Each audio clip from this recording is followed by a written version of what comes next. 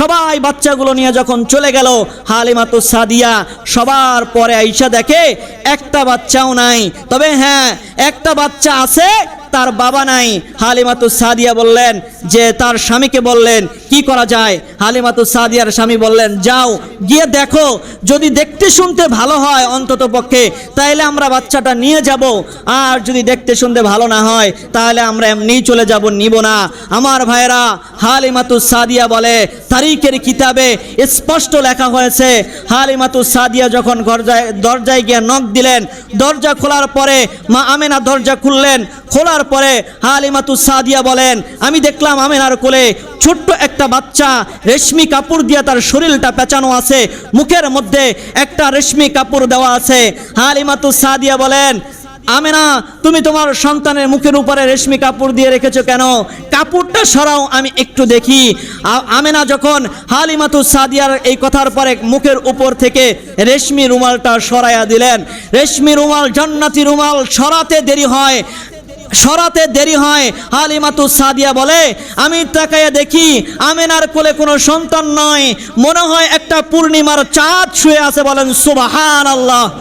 হালিমাতুস সাদিয়া বলেন, আমি এত সন্তান পৃথিবীতে দেখলাম, কিন্তু আমার বুকের দুধ এত সন্তানকে পান করেছি যার কোনো সীমারেখা নাই, কিন্তু মুহাম্মাদের মতো এত সুন্দর সন্তান আমি কোনোদিন দেখি নাই। আমার ভাইরা, দুর্বল হালিমা ডাক দিয়া বলে, এই আমেনা, একটু অপেক্ষা করো, আমি আমার স্বামীর সাথে একটু পরামর্শ করে আসি। ঘর থেকে বের হয়ে হালিমাতুস সাদিয়া তার স্বামীকে বলে, ও স্বামী আমার, রাহমাতুল লিল আলামিনকে দেখলাম, শিশু মুহাম্মদকে দেখলাম, মুহাম্মাদের মা যদি কোনো টাকা পয়সা নাও দেয় তারপরেও এই সন্তান রেখে আমি তায়েফে যাব না। জিজ্ঞাসা করলেন, কেন? সন্তান দেখতে বড় সুন্দর। বলে, শুধু সুন্দর নয়, পূর্ণিমার চাঁদের মতো জ্বলজ্বল করে। বলে, ঠিক আছে, নিয়ে আসো। ঘরের মধ্যে ঢুকলেন। আল্লাহর নবী সাল্লাল্লাহু আলাইহি ওয়াসাল্লাম শিশু নবী যখন কোলের মধ্যে নিলেন, হালিমা বলে তারিখের কিতাবের মধ্যে স্পষ্ট লেখা আছে, আল্লাহর নবী হালিমাতুস সাদিয়ার চেহারার দিকে তাকায়া একটা মুস্কি হাসি দিলেন। এই মুস্কি হাসিতে নবীর দুই ঠোঁটের মাঝখান দিয়ে একটা নূরের জ্যোতি বের হয়ে গেল। যেই নূরের জ্যোতিতে হালিমাতুস সাদিয়া বলেন গোটা পৃথিবী আলোকিত হয়ে গেছে। বলেন সুবহানাল্লাহ। আমার ভাইরা, হালিমা বলেন, আমি শক্তি পাই না, দুর্বল মানুষ, কিন্তু মুহাম্মদ রে কোলে নেওয়ার সাথে সাথে কেমন জানি আমি তম্বি তরুণী, ষোড়শী যুবতী, আমার সেই 16 বছর বয়সের সেই শক্তি আমি ফিরে পেয়েছি। কেমন জানি মনে হয় বার্ধক্য আমাকে আক্রমণ করতে পারে নাই। শুধু তাই নয়, আমার ছোট্ট একটা ছেলে আব্দুল্লাহ আমার স্তন থেকে দুধ পান করতে চায়, কিন্তু আমার স্তনে কোনো দুধ নাই। কিন্তু মুহাম্মদকে কোলে নেওয়ার সাথে সাথে কেমন জানি আমার স্থানগুলো আল্লাহ পাক দুধ দিয়ে ভরপুর করে দিয়েছে। বলেন সুবহানাল্লাহ। আমার ভাইরা, শুধু তাই নয়, হালিমাতুস সাদিয়া বলেন, মুহাম্মদকে নিয়ে বের হইলাম। আমার একটা গাধার মধ্যে, দুর্বল গাধার মধ্যে সফর করতেছিলাম। মুহাম্মদকে নিয়ে গাধার মধ্যে উঠতে দেরি হয়, ওঠার সাথে সাথে গাধাটা পূর্বের থেকে শতগুণ সবল হয়ে যায়। বলেন সুবহানাল্লাহ।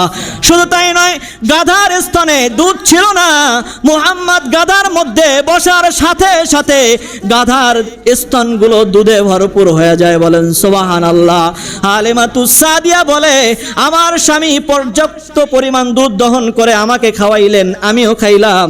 আমরা সবাই মিলে দহন করে খাওয়ার পরে গাধার মধ্যে যখন আরোহণ করলাম, আরোহণ করতে গাধা এত দ্রুত গতিতে ছুটতে শুরু করলো, আমার পূর্বে যত মানুষ এসে বাচ্চাদেরকে নিয়ে চলে গেছিল, ধনীদের বাচ্চাদের নিয়ে, তাদেরকে পথের মধ্যে ক্রস করে আমি আমার গাধা নিয়ে তায়েফে আগে পৌঁছায়া যাই। বলেন সুবহানাল্লাহ। পিছনে যারা পড়ে গেল তারা গিয়া তায়েফে বলতেছে, হালিমা, কি বলে, হালিমাতুস সাদিয়া, তুমি মুহাম্মদকে নিয়ে এসেছো। মুহাম্মদের মা গরিব, মুহাম্মদের বাবা বেঁচে নাই, সম্পদ নাই, তাকে নিয়ে আসলা, কিন্তু যাওয়ার সময় দেখলাম তোমার গাধা খুবই দুর্বল, কিন্তু আসার সময় দেখি তোমার গাধা এত সবল, কিভাবে সম্ভব? হালিমাতুস সাদিয়া বলেন, আমি মুহাম্মদকে কোলে নেওয়ার সাথে সাথে কেমন জানি আসমানের মালিক আল্লাহ আমার কপাল নিজের হাত দিয়ে খুলে দিয়েছে, বলেন সুবহানাল্লাহ। আমার ভাইয়েরা, হালিমাতুস সাদিয়ার বাগান ভর্তি আল্লাহ পাক ফসল দিয়ে দিলেন, বাগান ভর্তি ফল দিয়ে দিলেন, মাঠ ভর্তি ফসল দিয়ে দিলেন। আল্লাহর নবী হালিমাতুস সাদিয়ার বাড়িতে লালন পালন হচ্ছিলেন, ভাষা শিখছিলেন, দুধ পান করছিলেন। আল্লাহর নবী এতটা ইনসাফ ছিলেন, ন্যায়পরায়ণ ছিলেন যে আল্লাহর নবী সাল্লাল্লাহু আলাইহি সাল্লামের দুধ ভাই আব্দুল্লাহ, হালিমাতুস সাদিয়ার ছেলে, আল্লাহর নবী এক স্তন থেকে দুধ পান করতেন, আর এক স্তনের দুধ আল্লাহর নবী মুখে নিতেন না। ওই শিশুকাল থেকেই নবী ন্যায়পরায়ণ, আর এক স্থানের দুধ তার দুধ ভাইয়ের জন্য রিজার্ভ রেখে দিতেন, বলেন সুবহানাল্লাহ। শুধু এখানেই শেষ নয়, শেষ করে দিচ্ছি। হালিমাতুস সাদিয়ার ঘরে আল্লাহর নবী যখন লালিত পালিত হচ্ছিলেন, আল্লাহর নবী বেশি একটা বাইরে যাইতেন না। আব্দুল্লাহর সাথে একদিন নবী আলাইহিস সালাতু ওয়াস সালাম ঘুরতে গেলেন, খেলাধুলা করতেছিলেন। হঠাৎ করে আব্দুল্লাহ তাকায়া দেখে, আব্দুল্লাহ বলতে হালিমাতুস সাদিয়ার সন্তান, তাকায়া দেখে যে সাদা কাপড় পরিহিত আকাশ থেকে দুইজন ফেরেশতা নামলো। তাদের একজনের হাতের মধ্যে একটা স্বর্ণের পাত্র দেখা যায়, আর একজনের হাতের মধ্যে একটা রূপার পাত্র দেখা যায়। দুইটা পাত্র নিয়ে নামলো, মুহাম্মদকে নিল, নিয়ে শোয়া দিল। শোয়া দেওয়ার পরে মুহাম্মদ সাল্লাল্লাহু আলাইহি ওয়াসাল্লামের বুক তারা ছুরি দিয়ে ফেরে ফেললো। এই পর্যন্ত দেখার পরে আব্দুল্লাহ ভয়ে দৌড়ে গিয়া মাকে বলল, মা আমি দেখলাম এরকম দুইজন মানুষ আকাশ থেকে নামছে, মুহাম্মাদের বুক ফেড়ে দিয়েছে। এই অবস্থা দেখলাম। হালিমাতুস সাদিয়া কাজ ফেলায়া দৌড়ে গেলেন, গিয়ে দেখে আল্লাহর নবী সাল্লাল্লাহু আলাইহি ওয়াসাল্লাম বসে আছে। আল্লাহর নবীকে জিজ্ঞাসা করলেন হালিমাতুস সাদিয়া যে, বাবা আমি শুনেছি কে বা কারা যেন তোমার বুক ফেড়ে দিয়েছে, এটা কি সত্য?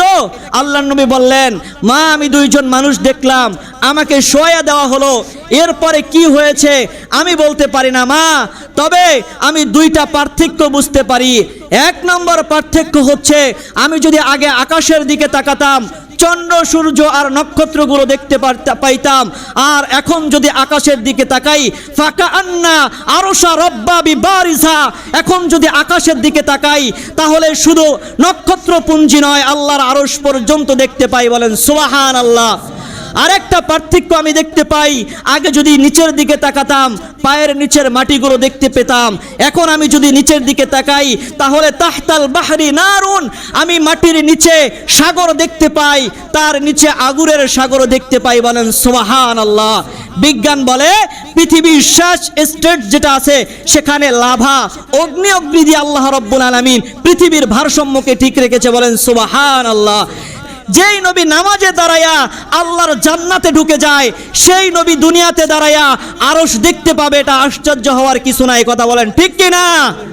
আমার ভাইয়েরা, এটা হচ্ছে রাসূল সাল্লাল্লাহু আলাইহি সাল্লামের বক্ষ বিদীর্ণ।